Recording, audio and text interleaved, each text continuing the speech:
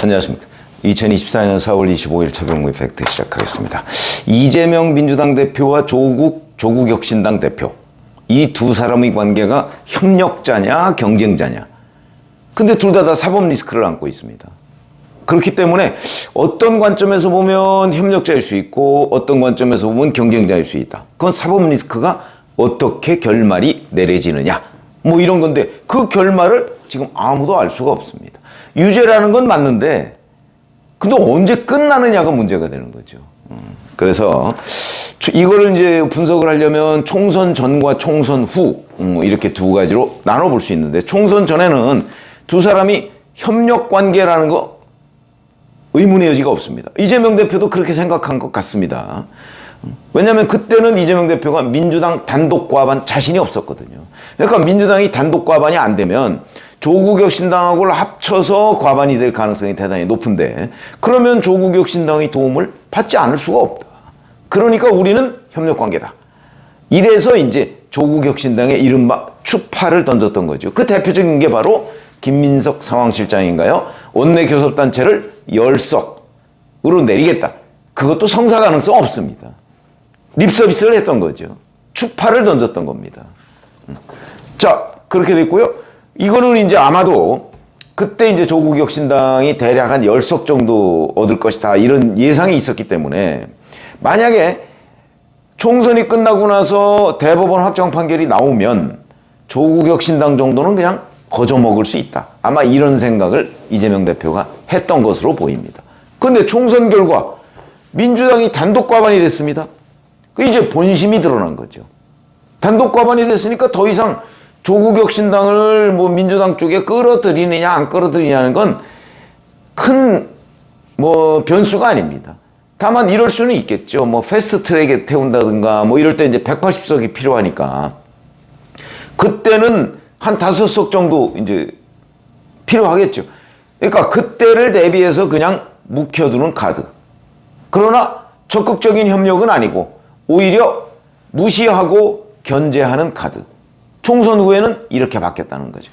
그 여러 가지 결과들이 나옵니다. 조국혁신당 그 조국 대표가 자, 대통령실에 여야 영수회담 열린다 그러니까 그 전에 범야권 연석회의를 열어서 협상력을 좀 키워가라. 이제 본인도 숟가락을 얹겠다는 거죠, 영수회담에. 거기에 대해서 어제 민주당의 박성준 수석대변인이 이렇게 얘기했습니다. 이번 회담은 대통령과 민주당과의 회담이다. 대통령이 야당 목소리를 듣고자 한다면 조국혁신당과 개혁신당 등 야당 대표와 만나는 시간을 가질 것이다. 이렇게 얘기를 했습니다. 이게 무슨 뜻일까요?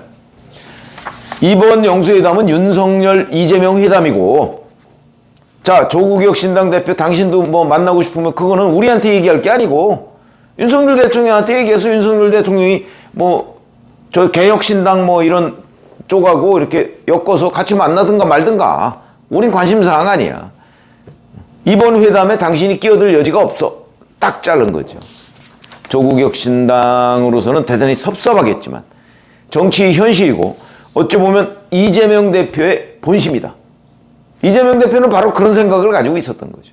근데 총선 전에는 단독 과반에 자신이 없었기 때문에 뭐 얼버무리고 협력관계인 것처럼 얘기했지만, 단독 과반이 되자마자 이재명 대표답게 돌변해서 이제 조국혁신당을 철저하게 무시하고, 이재명과 조국은 격이 다르다. 뭐 다르긴 다르죠, 현실적으로. 그 점을 명확히 국민들한테 인식시켜준다. 나중에 제가 그 이유를 말씀드리겠습니다. 자, 그리고 나서 이제 어제 또 어떤 일이 있었냐면, 더불어민주연합, 민주당의 위성정당이죠. 거기에 시민단체 몫인 두 사람이 있었습니다. 서미화, 김윤, 이 두 사람이 있는데 이 사람이 민주당으로 합류하기로 결정했다. 이렇게 되거든요. 민주당으로 합류한다는 의미는 무슨 얘기냐? 조국혁신당이 교섭단체가 되려면 20석이 돼야 됩니다. 근데 12석이죠? 그런데 진보당, 새진보연합, 사회민주당, 새로운미래 다 여기 당선자들을 다 합쳐야 6명입니다. 2명을 더 확보해야 되죠? 근데 이 확보해야 될 바로 그 2명이 민주당으로 들어온 거다. 민주당에서 땡겼다고 봐야죠. 그 얘기는 곧 조국혁신당의 원내 교섭단체 구성을 막았다. 이 또한 견제다. 철저한 견제다. 이렇게 볼 수가 있는 거죠. 뿐만 아니고 친명계 좌장이라는 정성호 의원 방송에 나와서 이렇게 얘기했습니다.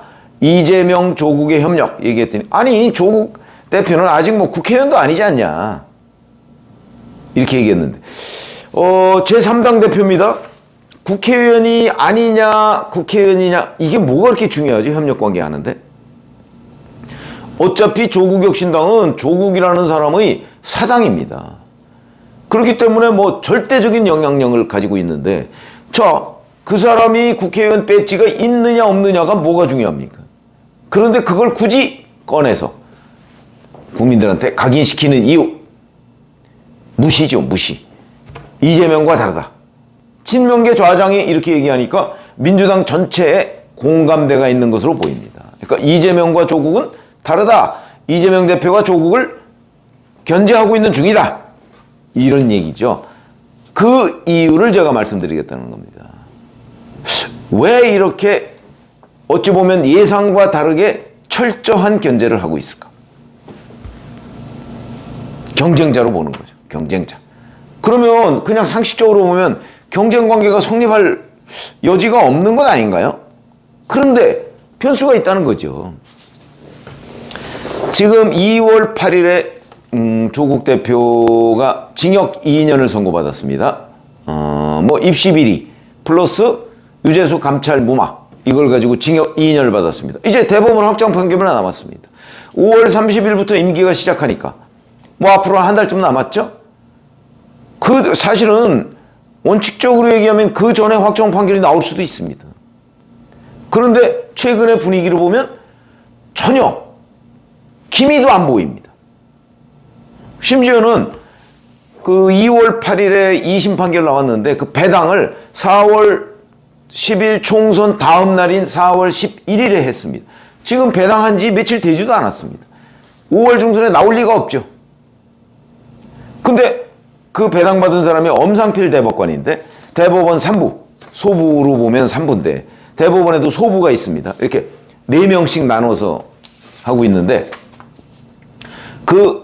거기에 진보 성향이 두 사람이 있습니다. 노정희, 이흥구. 근데 이흥구 대법관은 조국 대표가 가장 절친한 친구다.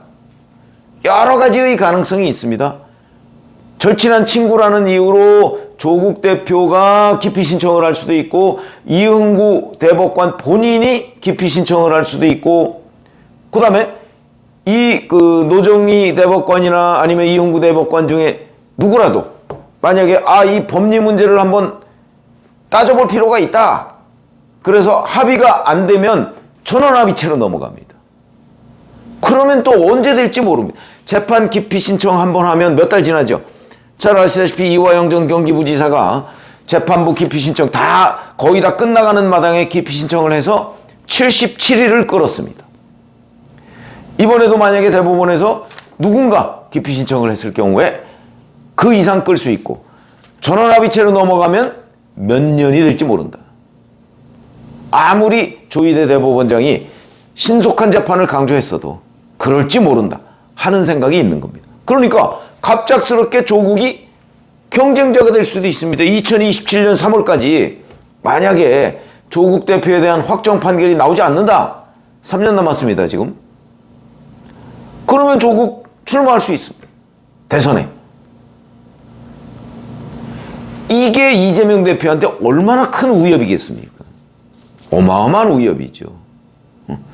그렇기 때문에 안 되겠다. 철저히 짓밟자. 이런 정무적 판단을 한 것으로 보인다. 왜? 그럼 이재명은 왜 이렇게 조국을 위험인물로 간주하느냐? 아시다시피 민주당은 집권 경험이 있습니다. 김대중. 그때는 충청권과 호남권의 결합으로 집권을 했죠. 호남 혼자 집권할 수 없다는 것은 김대중 대통령이 충분히 입증했죠. 여러 차례 낙선을 하는 바람에 1987년에는 이른바 지역 등본론 그때 사자 필성론 그러니까 무슨 얘기냐면 1로 3김, 노태우, 김대중, 김영삼, 김종필 이렇게 나오면 각자 지역을 다 나눠 가지면 김대중이 무조건 된다. 그게 사자필승론입니다. 사자필승론이라는 신기루 때문에 출마를 강행하고 야권 단일화를 안 했다가 노태우 후보한테 패했죠. 그런 식으로 계속 하다가 안 되니까 이제 지역 연합을 한 거고요. 자, 김대중 대통령 가만히 생각해 보니까 호남만 가지고서는 안 됩니다. 그건 뭐 자기가 다 입증을 했죠. 그러니까 2002년에 노무현 후보를 내세워서 선거를 치른 거죠. 그거는 무슨 뜻입니까? 호남과 부울경의 연합입니다. 호남과 부산. 그러니까 영남을 둘로 쪼갠 거죠. 성공했죠. 그 다음에 문재인 역시 호남과 부울경의 연합입니다. 또 성공했죠. 물론 그때는 뭐 박근혜 대통령의 탄핵이라는 또 다른 변수가 있었지만, 자, 그런데 호남과 TK의 연합으로 성공한 적은 단 한 번도 없습니다. 시도도 되지 않았죠. 시도는 한 번 됐다고 볼 수 있군요. 김중권이라는 TK, 이 사람을 호남과 붙여보려고 김대중 대통령이 노력했던 것 사실입니다. 그게 바로 초대 대통령 비서실장에 김중권 씨를 임명했던 거죠. 그걸 노렸던 겁니다. 그런데 성공하지 못했죠. 이것처럼 이번에 호남과 TK의 연합을 시도한 게 이재명입니다. 성공 못했죠. 성공할 뻔하긴 했지만 성공 못했습니다. 그렇기 때문에 만약에 이재명 대표로서는 자, 본인이 한번 실패한 경험, 호남과 TK 연합. 그런데 성공한 경험, 호남과 PK 연합. 그 핵심이 조국이다. 그렇기 때문에 만약에 조국이 등장할 경우에는 호남과 PK 연합이라는 성공한 모델이 될 수 있다. 그러니까 이재명 대표로서는 자기는 실패한 모델의 상징이고 조국은 성공한 모델의 후예입니다. 겁이 날 수밖에 없죠. 저는 근본적인 이유가 여기 있다고 봅니다.